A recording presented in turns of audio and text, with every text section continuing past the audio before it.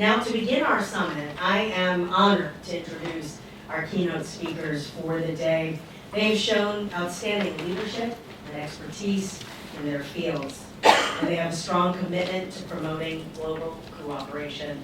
Please join me in welcoming Pamela Phan, Deputy Assistant Secretary for Asia for the United States Department of Commerce. Let's welcome her to the podium. Stand.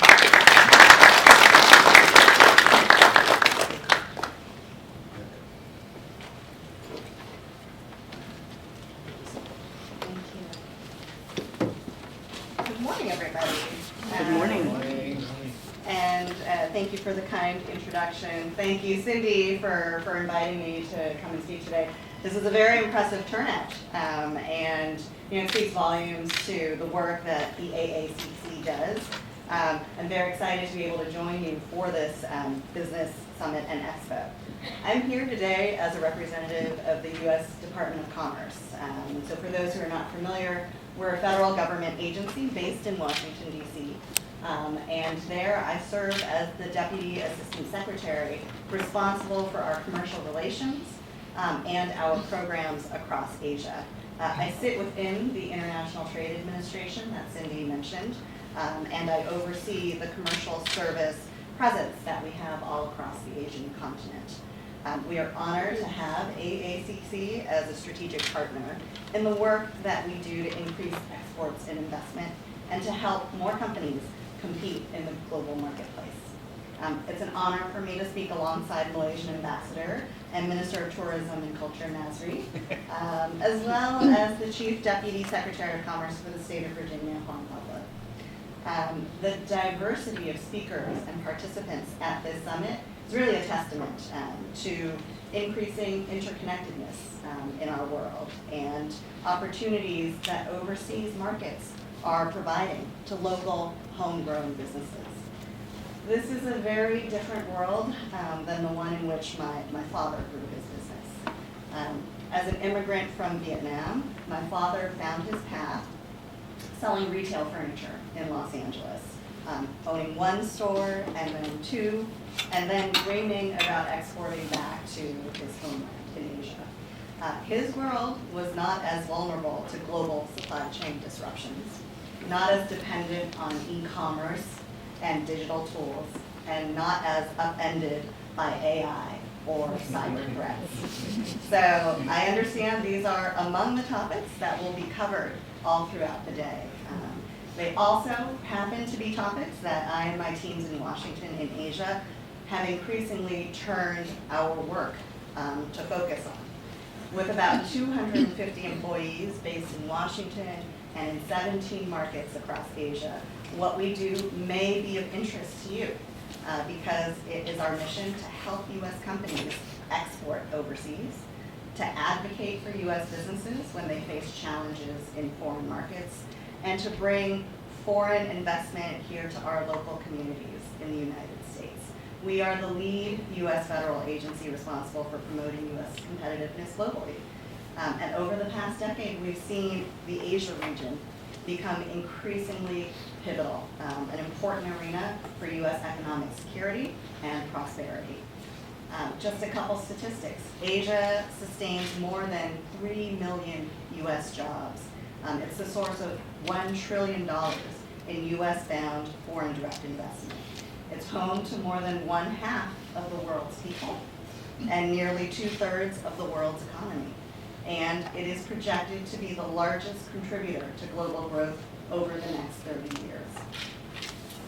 To make sure that we are helping U.S. businesses, providing export opportunities that reach a wider range of companies such as the ones represented today, what the department has done is really prioritized outreach and strengthened our support for small businesses, including those in historically underserved communities, women-owned businesses, minority-owned businesses, rural businesses. We've done this through a number of programs. I'll mention one, Empower Asia. This is our program specifically designed to empower women and to connect U.S. women-owned businesses to new opportunities by enhancing their digital literacy and their financial literacy. On the other side of the globe, we work to make sure that we have positive, constructive relationships with our Asian partner countries. And those are the relationships that are needed to help pave the way for future business opportunities for companies such as the ones represented here. You should be aware that almost 42,000 companies across the United States are exporting more than $107 billion of goods to Southeast Asia. That was the 2023 figure, supporting 587,000 jobs in America. So recognizing Southeast Asia's increasing importance, last year the U.S. government elevated our relationships with Vietnam and Indonesia in particular to the highest level of diplomatic recognition, comprehensive strategic partnership. Cindy mentioned the AACC trade mission that is currently in Vietnam. My assistant secretary will be traveling to Vietnam in just 10 days, actually. And the department is organizing a trade mission for U.S. businesses that have products and services that can contribute to the development of smart cities. That will be going out to Indonesia and the Philippines in November. Of course, it can be challenging. It can be a little bit intimidating to enter into and operate in these markets overseas in Asia. And so that's why we continue to leverage platforms both bilaterally and also multilaterally to align on standards and policy approaches, and to encourage Asian governments not to perpetuate trade barriers or impose overly rigid or arbitrary regulations, but to ensure that their environments are welcoming to U.S. investment and U.S. operations. Clean tech and critical and emerging technologies are areas of new opportunity and growth in Asian markets, and those are also areas where U.S. companies lead. As Asian nations try to expand their ports and logistics capabilities, opportunities are also available in manufacturing, logistics, agriculture, transportation, and more. And so if you are interested and you don't know where to start, please reach out to our U.S. Export Assistance Center in Virginia. It is one of many across the country that we have to support U.S. small businesses that want to compete globally by exporting. Let me close by applauding the AACC for hosting the 15th Annual Business Summit and Expo, reflecting 15 years of bolstering the Asian American business community through information sharing, networking, and other programs that you've established. And thanks once again to Cindy, in particular, for your partnership and your dedication. I wish you all a productive and successful day today.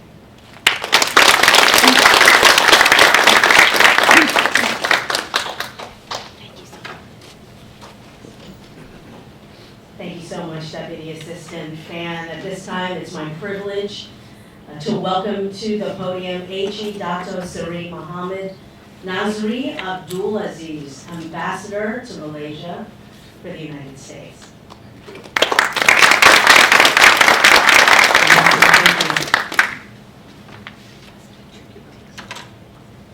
Thank you, Nadia. Deputy Chow, the President of the Asian American Business Summit. I would also like to recognize Member Fan, Assistant Secretary for Asia in the Commerce Department in the States of America. Now representatives from various U.S. companies, ladies and gentlemen, esteemed guests and fellow fans. Very good morning to all. Good morning. Before I proceed, I would like to recognize Cindy Chow's effort. I think it's all because of her that I'm here this morning. To be honest, she's my wife, my spouse, friend. We meet and we've met in so many events organized by the diplomatic sector in Washington, D.C. And I think it was on the third or fourth occasion that I met her, and my wife told me, "You must come and see Cindy." So I met Cindy, I met her a few times, and I'm here because of her. I'm very impressed with the presence of so many important people here, and I'm really honored, Cindy, to be here, especially seated beside Pamela here. So I must say that a lot of this effort was because of my wife. So you bear witness to what I say this morning. But don't be mistaken, I'm the general in the house. She's the major. Because I make all the general decisions, she make the major ones. So thank you for getting here today. You know the good thing about being an investor, we are a jack of all trades. In terms of, we go everywhere, we get invited. But actually the hard work is being done by my officers. I'm like a singer, an artist, they prepare everything and I just come here and sing. I'm singing to you, all of you this morning. Yeah? So once again, thank you for getting here today to discuss a topic of immense importance to both the United States and Malaysia, the strengthening of our economic ties. As we look to the future, it is essential that we recognize the profound opportunities that are before us in trade, investment, and innovation. Sorry, I need to wear my glasses. I tried my best not to reveal my age, but now the US and Malaysia share a long-standing relationship built on mutual respect and collaboration. Our nations have engaged in various sectors, from trade and manufacturing to education and technology. However, as we navigate an increasingly interconnected global landscape, it is vital that we enhance our partnership to meet the challenges and seize the opportunities of the 21st century. The United States is one of Malaysia's largest trading partners. And of course, there is ample room for growth. I very much agree with Pamela. By reducing trade barriers and embracing free trade principles, we can foster a more dynamic exchange of goods and services.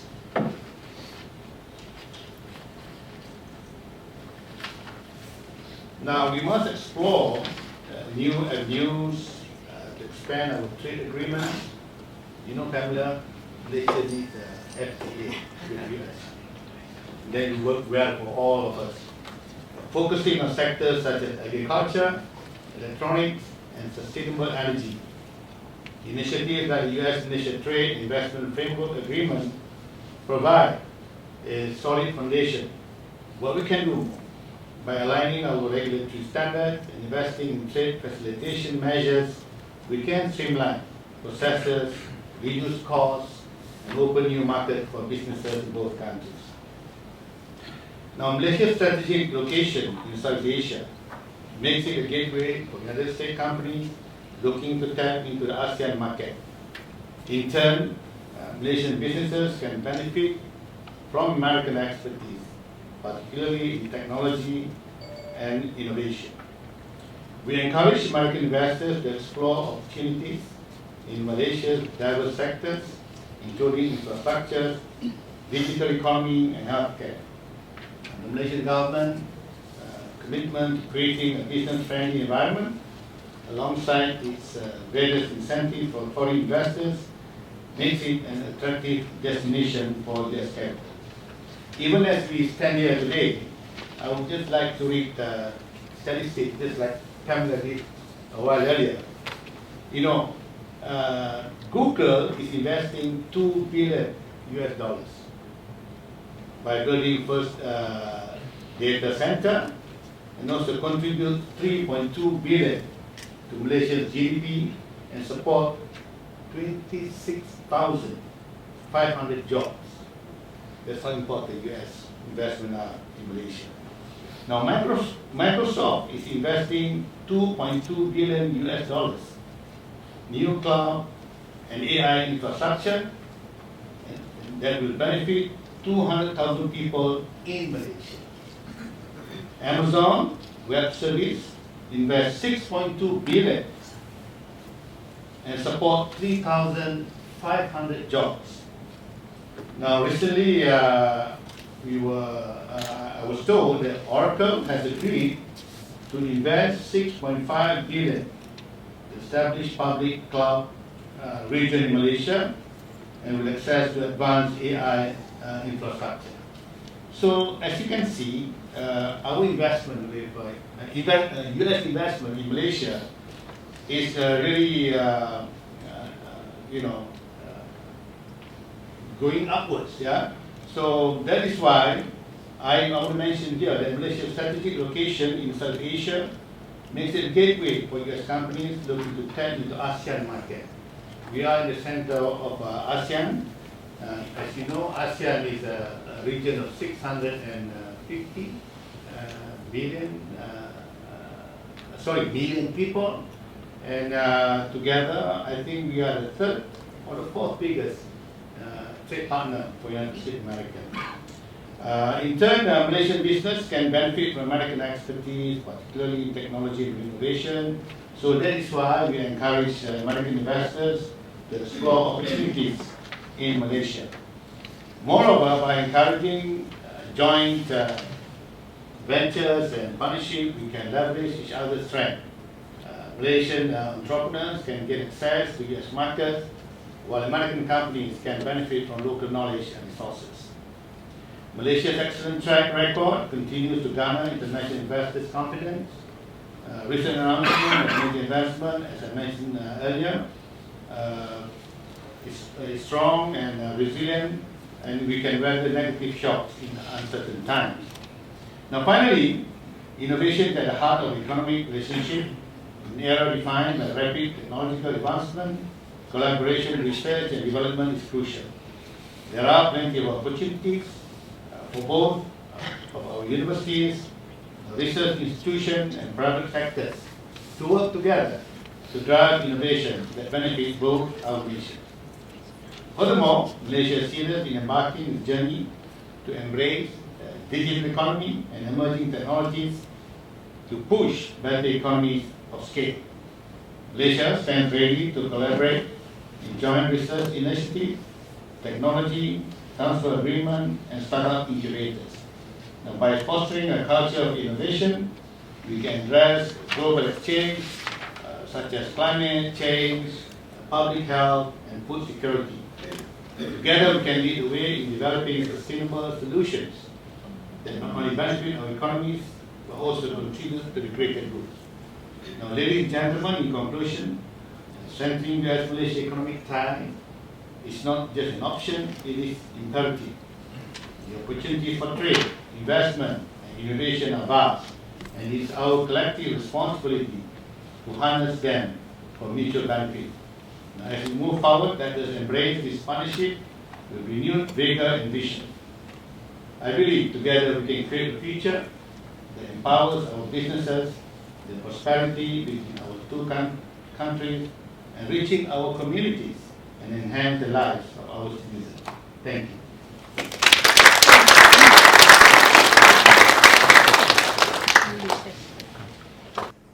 Thank you so much, Ambassador. At this time, let's welcome Juan Pablo Segura, Chief Deputy Secretary of Commerce and Trade for the Commonwealth of Virginia.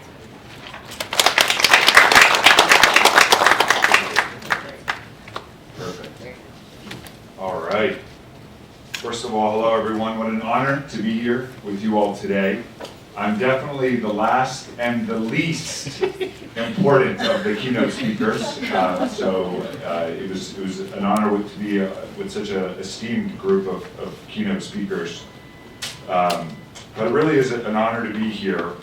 The governor Glenn Youngkin, my boss, sends his regrets that he could not be here with you all, as well as the Secretary of Commerce and Trade, Karen Merrick. She also could not be here today. While you are stuck with me, I do have a message from the governor, and I'd like to present a letter to Cindy from the governor. It's a long letter, so maybe what I'll just do is I'll hit the last 2 points. And the governor says, "Dear friends, on behalf of the Commonwealth of Virginia, welcome to the 15th Annual Asian American Business Summit.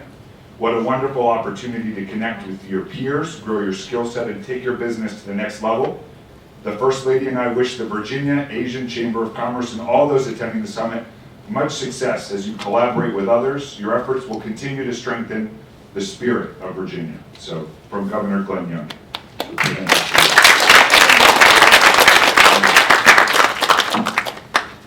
Matthew? Oh, yeah. It's a picture moment. Perfect. Yeah, surrounded by beautiful ladies. I'm the ogre of the. Yeah. Okay. Thank you so much. Thank you. No, thank you.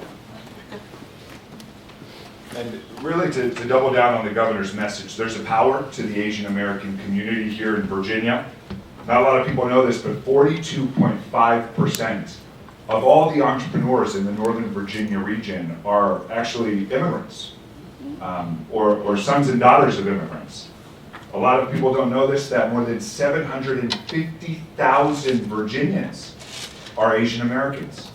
And so again, I mean, not to bring up politics, but even in politics, the way the Asian community votes is the way Virginia goes. It's very important. So I do want to share a thought or two with you all this morning regarding the governor, his vision for Virginia. First of all, one of the unique aspects of the Youngkin administration is that almost everyone you work with has a deep background in business. This is actually my first government job, and I'm loving it, by the way. It really matters when you have a great leader. I, before joining the team, was a serial entrepreneur, having started a healthcare company that raised more than $50 million in venture capital. We had companies like Cigna, Philips, General Electric on our board. And we grew the company to the point where we monitored almost 10% of all high-risk pregnancies in the country. So I was very blessed. The Secretary of Trade and Commerce, Karen Merrick, also an entrepreneur. She actually took her technology company public. And at the time, it was one of the largest tech IPOs in the history of the NASDAQ stock exchange. And of course, our great governor, being the CEO of one of the largest private equity platforms in the world, Carlyle. So this administration knows business and is focused on making it easier to start and grow a successful business. This administration has attracted more than $70 billion of external capital to Virginia. We've put more than 230,000 people back to work in the last 3 years. And we've slashed more than 45,000 regulations in the last 3 years to make it easier to start and grow a business. If you thought it was easier in the last 3 years to go through the DMV, which it has been, I don't know if anyone has noticed, it's been very easy. We've reduced the wait times more than 30 minutes at the DMV. Look at how easy it is to start the next business that you're going to start, because already we're seeing an impact. He actually just announced, it's hit after hit after hit. We just announced 10,000 new high-growth startups having started in Virginia in the last 3 years. So it makes a difference who is at the top, who is leading, and that's transformation. So we are working at the pace of business.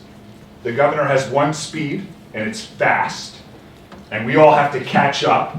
You ask him for a deadline, you go, oh, Governor, I think we can get you that presentation in 3 weeks. He goes, how about in 1 week? And I'm like, oh, all right, I have to keep working. Let's do this. But Trade and Commerce, there are multiple secretariats, but within the Secretariat of Trade and Commerce, we have 13 agencies. So we have everything from Virginia Economic Development Partnership that attracts companies to Virginia, Virginia Innovation Partnership Corporation, that's actually, a lot of folks don't know this, it's a venture capital fund. The state has a venture capital fund that will invest in your business. We have more than $30 million a year that flow through the IPC. The state has the Small Business Supplier Diversity Agency. There's actually a requirement that a certain amount of spend in the Virginia budget go to small businesses that are minority owned. We have the Small Business, there are a lot of acronyms, okay, in government. SBFA, Finance Authority, well, we give low interest rate loans to entrepreneurs. Some loans, actually, some microloans have no interest. And so these programs are available. I actually do the oversight for many of them. And so we welcome this community to get involved and to take advantage of the programs. The second thing that I'd like to share with you all is more of a personal interaction that I've had working with our great governor. The governor in a lot of our interactions likes to challenge us with not asking the what, but instead asking the why. Why do we do these things? Why get attacked endlessly on the media or go through a campaign to serve? Why do people come to Virginia? Why are we trying to solve this problem or the other?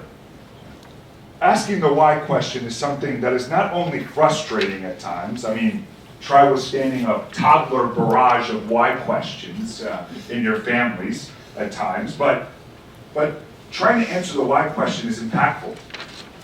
So why do we do all of this? I believe that the governor's why is actually one tied to the immigrant experience. I know this personally as the son of immigrants from Argentina. The why for the governor is that the work that we put in today will bring about a better tomorrow. That's why we all start a business, right? We put in the sweat equity, the hard work, the late nights, the missed payrolls. Who knows that feeling? By being this close to missing a payroll. But we make it. Because we know that all the hard work of today will create a better tomorrow, will create great benefits for our families tomorrow.